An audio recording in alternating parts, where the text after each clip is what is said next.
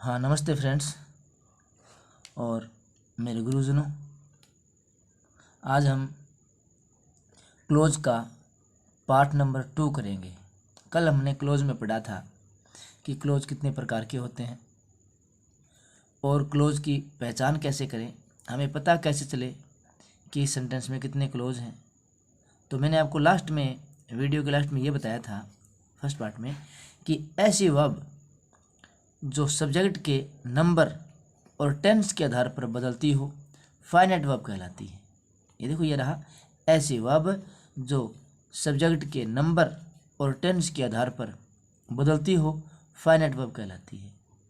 अब ये परिभाषा के आधार पर आपके समझ में नहीं आ रहा है तो मैं आपको यहाँ एग्जाम्पल है, इन एग्जाम्पल्स में बता देता हूँ कि फाइनाइट वर्ब क्या होती है। क्योंकि टेंस के आधार पर वर्ब दो प्रकार की होती है। टेंस के आधार पर वर्ब कितनी होती है? दो प्रकार की। तो एक तो होती है फाइनाइट वर्ब और दूसरी होती है नॉन फाइनाइट वर्ब। तो फाइनाइट वर्ब वो होती है जिसमें टेंस पाया जाए और नॉन फाइनाइट वर्ब वो होती है जिसमें टेंस नहीं पाया जाए। तो यहाँ पर मैं कुछ एग्जांपल शेयर कर रहा हूँ आपके साथ, देखना। I went to market to buy a pen.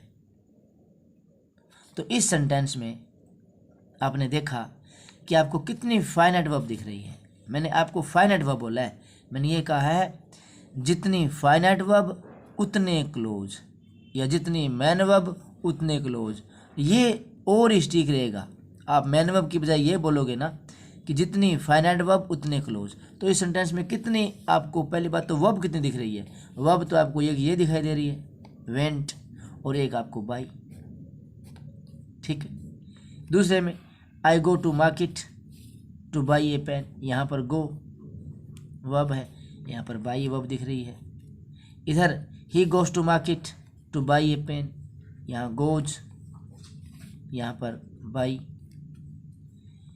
C will go to market to buy a pen, यहाँ पर विल हेल्पिंग वर्ब है और गो आपकी मैन वर्ब है। तो ये रही आपकी वर्ब और यहाँ ये बाई।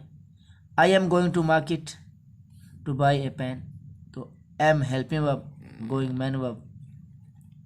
तो हमने क्या देखा? आपको ऐसा लग रहा होगा कि इन प्रत्येक सेंटेंसेस में दो क्लोज हैं। ऐसा बिल्कुल भी नहीं है, क्योंकि प्रत्येक सेंटेंस में वर्ब आपको दो दिख रही है, लेकिन फाइनाइट वर्ब एक ही है। फाइनाइट वर्ब जो है ना, वो ओनली सिंगल है। ये आपकी फाइनाइट वर्ब है। क्यों? देखो, I went to market to buy a pen, मैं बाजार गया एक पेन खरीदने के लिए। तो ये वर्ब है ना, ये यहाँ पर आपका ये देखो सब्जेक्ट आई है, सब्जेक्ट का नंबर क्या है? सिंगुलर है, और टेंस कौन सा है? पास्ट टेंस है, पास्ट सिंपल। अब इसी सेंटेंस को मैंने प्रेजेंट में चेंज कर दिया। यहाँ पास्ट था और पास्ट टेंस से मैंने प्रेजेंट में चेंज किया, तो क्या कर दिया मैंने? वेंट को मैंने गो बना दिया। इसका मतलब ये वर्ब जो वेंट है ये टेंस के आधार पर चेंज हो गई, सेकंड फॉर्म से फर्स्ट फॉर्म बदल गई, बाकी कहीं भी परिवर्तन नहीं आया। तो आई गो टू मार्केट, मैं बाजार जाता हूँ, टू बाई ए पेन, एक पेन खरीदने के लिए। तो मैंने कहा, यहाँ लिखा है ऐसी वर्ब जो टेंस सब्जेक्ट के नंबर, अभी नंबर की बात यहाँ आएगी। ये आपका ये सेंटेंस है ना, ये सेंटेंस है, मेरा पेन चल रहा है, ये आपका प्रेजेंट सिंपल टेंस है। और ये जो सेंटेंस जहाँ मैं पेन से आपको दिखा रहा हूँ, ये भी आपका प्रेजेंट सिंपल है।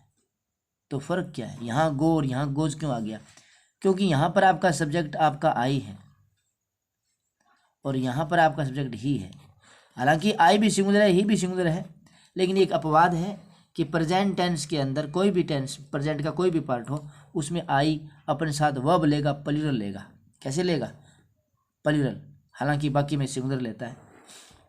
तो ही करते यहाँ पर गोज हो गया, तो ये वर्ब यहाँ वेंट हो रही है, यहाँ गो है, यहाँ गोज है।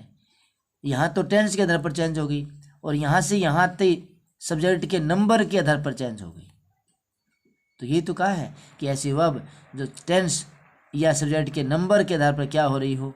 चेंज हो रही हो, उसे क्या कहते हैं? Finite verb. देखो यहाँ पर two by, two by, two by, कोई परिवर्तन नहीं आ रहा, कुछ भी परिवर्तन नहीं आ रहा।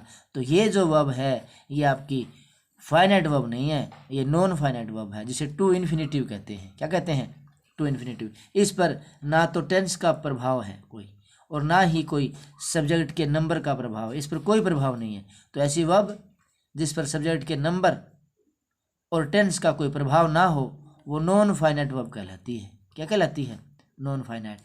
यहाँ she will go to market to buy a pen, यहाँ हमने फ्यूचर टेंस की बात करेंगे, हालांकि फ्यूचर को टेंस नहीं होता, ये एक्शन होता है, फिर भी यहाँ पर क्या है? वर्ब की फर्स्ट फॉर्म है। यहाँ पर आपकी आईएनजी फॉर्म हो गई, ये वर्ब फिर डांस कर रही है। यहाँ पर वर्ब देखो, वेंट, गो, गोज, गो, गोइंग, डांस कर रही है। तो जहाँ पर वर्ब परिवर्तन हो रही है टेंस के आधार पर या सब्जेक्ट के नंबर के आधार पर, तो उन वर्ब को हम फाइनाइट वर्ब कहते हैं। और जितनी फाइनाइट वर्ब एक सेंटेंस में, उतने क्लोज। तो इस सेंटेंस में, इन सभी सेंटेंसेस में एक एक फाइनाइट वर्ब है, और एक एक फाइनाइट वर्ब होने का मतलब ये हुआ कि इन सभी के अंदर एक ही क्लोज है।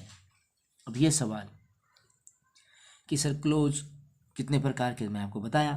क्लोज हम नॉर्मली दो प्रकार के पढ़ते हैं, एक आपका इंडिपेंडेंट और दूसरा आपका डिपेंडेंट। ठीक है, अब हम ये देखेंगे जो डिपेंडेंट क्लोज है। कौन सा क्लोज है? डिपेंडेंट। डिपेंडेंट क्लोज के अंदर हमने क्या देखा था? कोई प्रकार नहीं था, डिपेंडेंट क्लोज का कोई प्रकार नहीं था। और जो आपका इंडिपेंडेंट क्लोज है, जिसे हम सबऑर्डिनेट क्लोज कहते हैं, सबऑर्डिनेट क्लोज के तीन प्रकार होते हैं। कौन कौन से? सबऑर्डिनेट के हमने क्या पढ़े थे? सबऑर्डिनेट क्लोज जो है उसके तीन प्रकार पढ़े। पहला हमने पढ़ा नाउन, दूसरा है रिलेटिव, बार बार प्रैक्टिस करें। तीसरा आपका है एडवर्बियल। कौन सा है? एडवर्बियल। सबऑर्डिनेट क्लोज को हम तीन भागों में डिवाइड करते हैं, noun close, relative close, adverbial close. अब नाउन क्लोज आज हम पढ़ने जा रहे हैं। कौन सा क्लोज? नाउन। अब आपको गुरुजी नाउन क्लोज में क्या पढ़ेंगे? तो पहली बात ये देखो, नाउन क्या है? नाउन एक सेंटेंस के अंदर फंक्शन क्या कर सकता है? नाउन जो है एक सेंटेंस में, जैसे ये राम ले लीजिए, राम एक नाउन है। राम क्या है? एक नाउन है। तो राम क्या क्या भूमिका अदा कर सकता है सेंटेंस के अंदर? राम सेंटेंस में सब्जेक्ट बन सकता है। क्या बन सकता है? सब्जेक्ट। राम सेंटेंस में ऑब्जेक्ट बन सकता है, और राम सेंटेंस में कॉम्प्लीमेंट बन सकता है। ठीक है ना? कहने का मतलब नाउन तीन रोल अदा कर सकता है। नाउन जो है वो सब्जेक्ट बन सकता है किसी वर्ब का, किसी वर्ब का ऑब्जेक्ट बन सकता है, किसी प्रेपोजिशन का ऑब्जेक्ट बन सकता है, वर्ब कॉम्प्लीमेंट बन सकता है किसी सब्जेक्ट का, या फिर कॉम्प्लीमेंट किसी नाउन या एडजेक्टिव का बन सकता है। जिस प्रकार नाउन जो काम करता है वो सभी के सभी काम नाउन क्लोज करेगा। कौन करेगा? Noun close. तो नाउन क्लोज कौन से काम करेगा? जो नाउन करता है। फिर भी यदि समझ में नहीं आ रहा तो हम आगे देखते हैं कि नाउन जो है 5 काम करता है। कितने काम? 5। नाउन क्लोज क्या काम करेगा? नाउन क्लोज पहला करेगा सब्जेक्ट टू ए वर्ब। बस आप देखते जाएं, वन बाय वन समझते जाएं आप कि नाउन क्लोज जो होगा किसी वर्ब का क्या बन सकता है? सब्जेक्ट बन सकता है। नाउन क्लोज किसी वर्ब का क्या बन सकता है? सब्जेक्ट बन सकता है। नाउन क्लोज और क्या बन सकता है? नाउन क्लोज किसी वर्ब का ऑब्जेक्ट बन सकता है। किसी वर्ब का क्या बन सकता है? ऑब्जेक्ट। दूसरा मैंने क्या लिखा? नाउन क्लोज है किसी वर्ब का क्या बन सकता है? ऑब्जेक्ट बन सकता है। और तीसरा नाउन क्लोज जो है आपका ऑब्जेक्ट बन सकता है किसका? Object to a preposition. Object to a preposition. 3 number ये कहा मैंने कि नाउन क्लोज जो है किसी प्रेपोजिशन का क्या बन सकता है? ऑब्जेक्ट बन सकता है। ये सारे सवाल आगे मैं दिखाऊंगा आपको, सेंटेंस दिखाऊंगा बाकायदा। और 4 नंबर आपका क्या बन सकता है? Noun close. नाउन क्लोज एक आपका कॉम्प्लीमेंट बन सकता है। क्या बन सकता है जी? कॉम्प्लीमेंट। किसका? Complement to a subject. Subject का कॉम्प्लीमेंट। किसका कॉम्प्लीमेंट है? सब्जेक्ट का कॉम्प्लीमेंट बन सकता है, ठीक है। और एक और बन सकता है कॉम्प्लीमेंट, किसका कॉम्प्लीमेंट बन सकता है, किसका complement, complement to a noun या adjective, complement to a noun या एडजेक्टिव। देखो सुन लेना आप, यहाँ क्या लिखा है मैंने, कॉम्प्लीमेंट टू ए नाउन या एडजेक्टिव, किसी नाउन का या एडजेक्टिव का क्या बन सकता है, कॉम्प्लीमेंट। तो नाउन क्लोज बताएं कितने काम कर सकता है, नाउन क्लोज 5 काम कर सकता है। किसी वर्ब का सब्जेक्ट बन सकता है, किसी वर्ब का ऑब्जेक्ट बन सकता है, किसी प्रेपोजिशन का ऑब्जेक्ट बन सकता है, किसी सब्जेक्ट का कॉम्प्लीमेंट बन सकता है, या किसी नाउन या एडजेक्टिव का कॉम्प्लीमेंट बन सकता है। अब मैं आपको सेंटेंस दिखाता हूँ और सेंटेंस के माध्यम से हम समझेंगे कि कैसे क्या काम होता है। सेंटेंस देखिए, ये देखो पहले से आपके लिए तैयार है कि आपका टाइम बचे। पहले हमने यहाँ देखा है नाउन क्लोज, कौन सा देखा है, नाउन क्लोज। नाउन क्लोज में सबसे पहले हम देखेंगे जो नाउन क्लोज होगा वो आपका सब्जेक्ट बन सकता है। क्या बन सकता है, सब्जेक्ट, किसका, वर्ब का। सब्जेक्ट किसका होता है, वर्ब का ही होता है। बीन किसका होता है, बीननी का। इसी प्रकार सब्जेक्ट आपका किसका होगा, वर्ब का।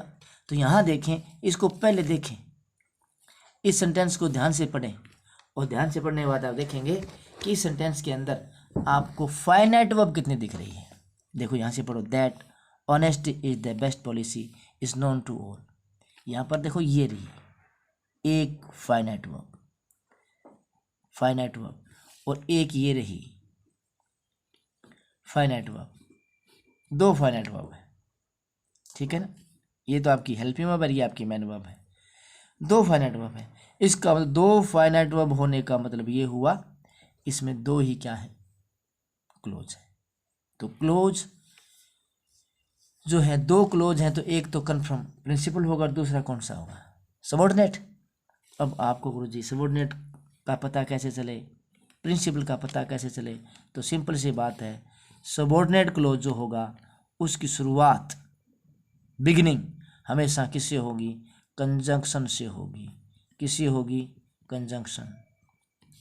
कंजंक्शन से शुरुआत हो रही है तो वो आपका सबऑर्डिनेट क्लोज है। क्या है, सबऑर्डिनेट। ऐसा क्लोज जिसकी शुरुआत किससे हो रही है, कंजंक्शन से, तो वह कौन सा क्लोज है, सबऑर्डिनेट क्लोज है। यहाँ देखो आप, दैट सबसे पहले आ रहा है, और दैट के बाद में यदि इज आ जाए ना तो सब्जेक्ट का काम करे। यहाँ पर नहीं है, that honesty is the best policy. देखो ये that honesty is the best policy, ये पूरा का पूरा, ये देखो ये पूरा का पूरा क्लोज है, पूरा पूरा क्या है, क्लोज। कौन सा क्लोज, सबऑर्डिनेट क्लोज है।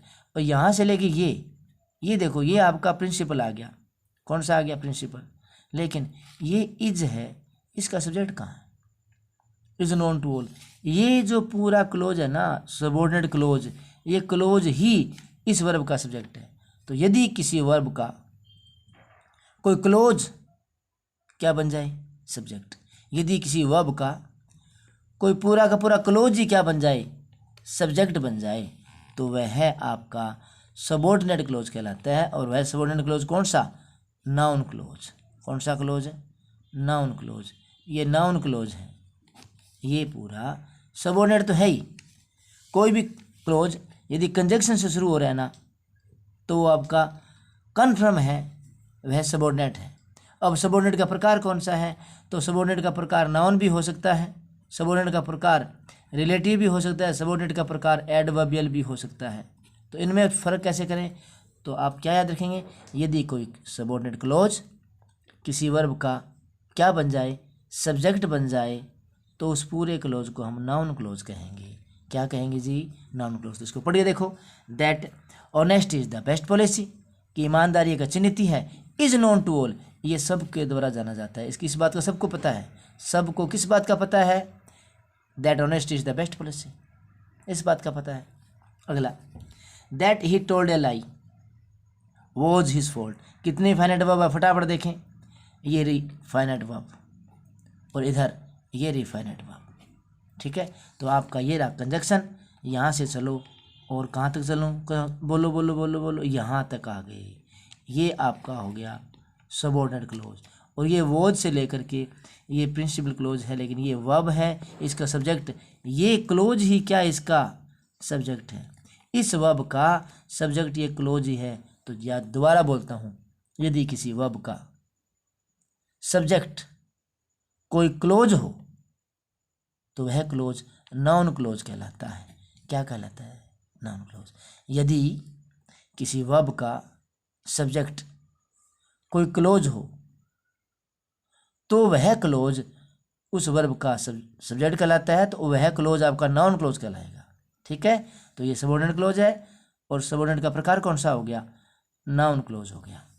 अगला, where she is going is not known. यहाँ से ये डबल एस वर्ड कंजक्शन का काम कर रहा है, ये रही आपकी फाइनाइट वर्ब। तो यहाँ से लेकर के यहाँ तक आ जाइए। और ये देखो, मेरे पास सुविधा की कमी है अभी, मैं जैसे तैसे करके पढ़ा रहा हूँ, आप संयम के साथ में पढ़ें और समझें। जितना हो सके जल्द से जल्द आपके सामने सुव्यवस्थित तरीके से प्रस्तुत किया जाएगा मैटर, लेकिन एक बार संयम के साथ पढ़ें आप। Where she is going is not known, ये आपका एक क्लोज है। वेयर शी इज गोइंग ये पूरा हो गया, यहाँ क्लोज है।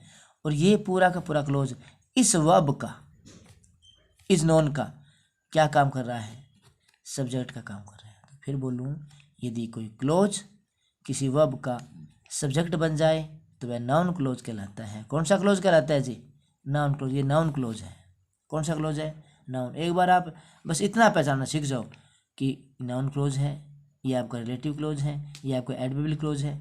बाद में अपन कनेक्ट करने, जैसे पेपर में आते हैं कि दो सेंटेंस दे देंगे और ब्रैकेट में कंजक्शन दे देंगे, उनसे जोड़ना, वो तो बहुत ही आसान है। पहले ये समझ लो, ये समझने के बाद प्रॉब्लम आएगी नहीं। व्हाट ही सेड प्लीज्ड मी, जाना पहचाना सेंटेंस है। व्हाट कंजक्शन है, व्हाट ही सेड, ये आपका एक क्लोज हो गया। ठीक है, प्लीज्ड ये दूसरी फाइनाइट वर्ब होगी और ये आपका ऑब्जेक्ट। तो इस वर्ब का क्या नहीं है? सब्जेक्ट नहीं है। अरे ये रहा सब्जेक्ट भाई, ये सबऑर्डिनेट क्लोज है। और ये सबऑर्डिनेट क्लोज कौन सा हो गया? जब कोई सबऑर्डिनेट क्लोज किसी वर्ब का क्या बन जाए? सब्जेक्ट बन जाए, तो वह आपका कौन सा क्लोज कहलाता है? नाउन क्लोज कहलाता है। कौन सा क्लोज कहलाता है? नाउन। तो मुझे लग रहा है मैंने ये 4 सेंटेंसेस लिखे हैं, इनके माध्यम से आपके समझ में आ गया होगा कि नाउन क्लोज क्या होता है।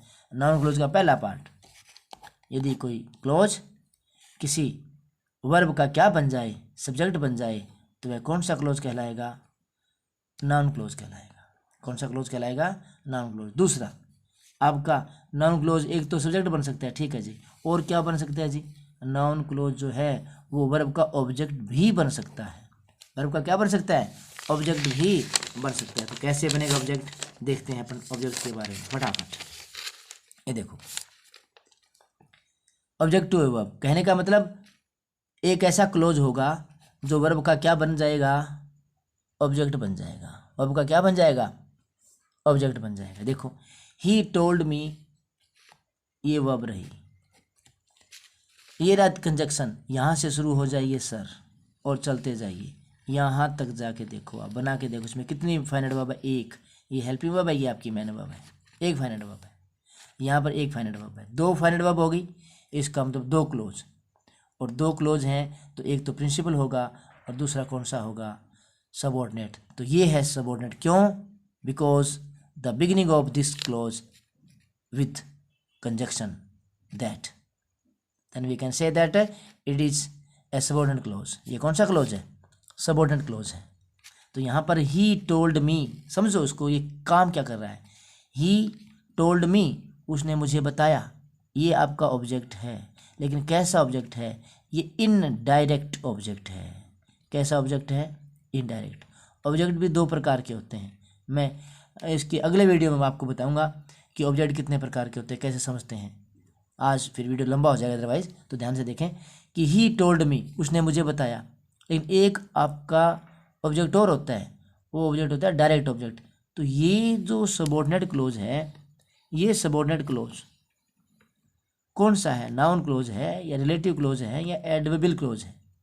तो यदि कोई क्लोज किसी वर्ब का ऑब्जेक्ट बन जाए क्या बन जाए, ऑब्जेक्ट, तो वह नाउन क्लोज कहलाता है। क्या कहलाता है, नाउन क्लोज। ऑब्जेक्ट कैसे बना, ही टोल्ड मी, उसने मुझे बताया।